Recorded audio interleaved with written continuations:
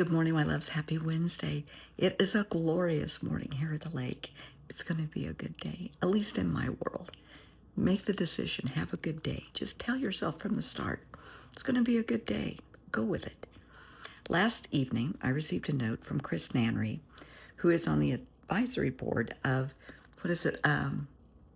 Prevention Without Paranoia is a parenting magazine. I've written some articles for them in the past, and they would like another.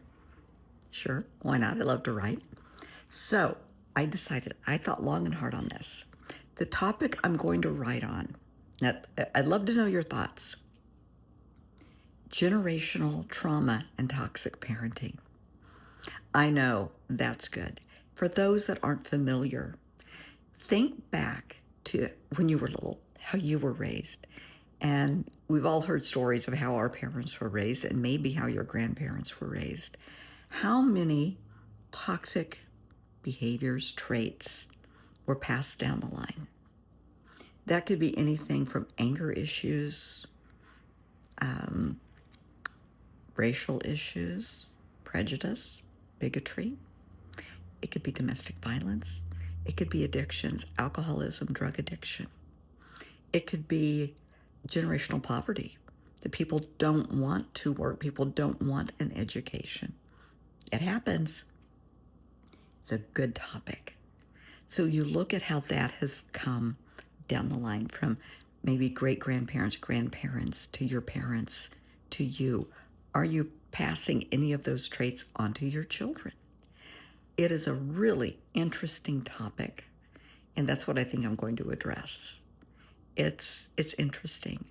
I know families whose parents were alcoholics, and they decided they aren't going to drink. However, they've adopted other addictions, and they rationalize. Well, I'm not drinking, so it's different. Honey, an addiction is an addiction. It doesn't matter.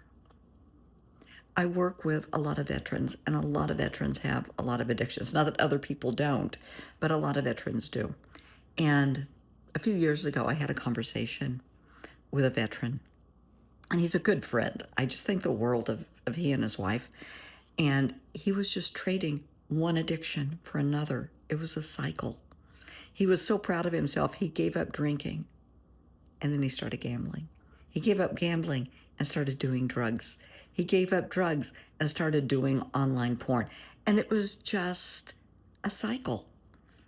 And I had to literally set him down and say, you're just trading your abuse. That's it. You're trading the addiction, one for another.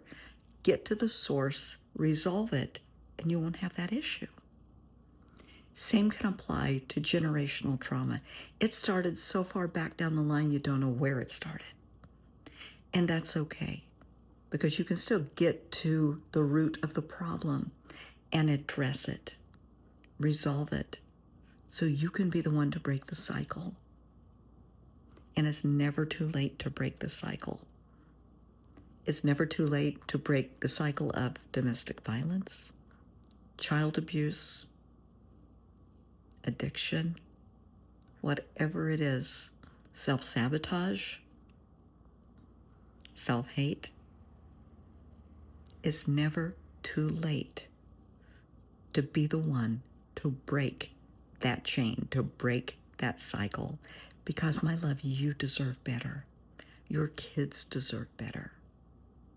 Be the one to make the change. That's what I think I'm going to write on. Love to hear your thoughts. And one last thing, I really want to hear your thoughts on this. So yesterday, someone came to me, and they do not necessarily care for my videos. And they feel, they don't know me well. They've only known me for a few months. But a lot of you, I know, have known me, oh my gosh, some 50 and 60 years. I mean, y'all know me. You've known me for a while. This individual feels I am being pretentious, a bit sanctimonious, a little pompous, a little, I guess the easiest way to say it, holier than thou. I never, ever, ever, ever, ever want to come off that way.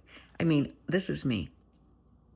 I talked to Lynn, one of my best friends, on my way home last night, and I told her somebody, felt I was being this way in my videos, and I never want to come across that I'm better than anybody else, because I'm not. I have risen above a lot of shit, but so have you. You just may not see it. We have all faced our challenges and our obstacles.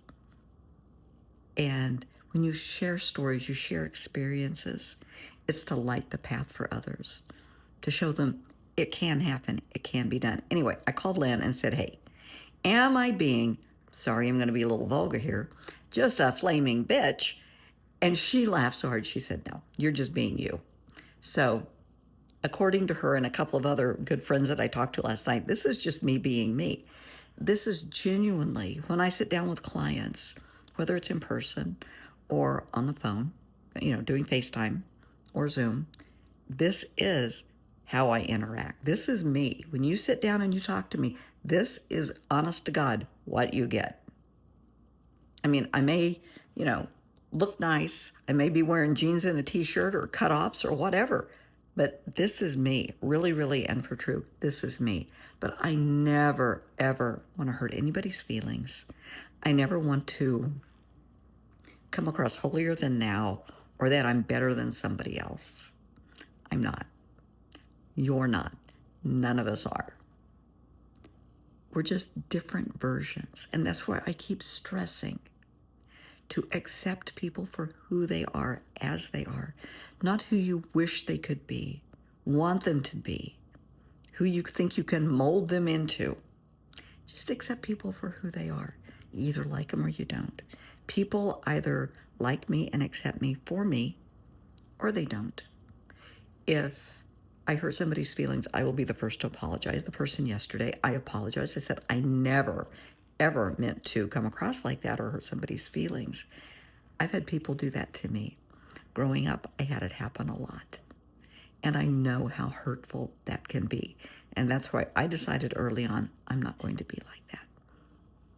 So let me have your feedback. Am I a sanctimonious bitch? Seriously, I want to know your thoughts. It matters because you matter to me. I need to know. Let me know what you think about the article, the topic, and I will talk to y'all later. Have a good Wednesday.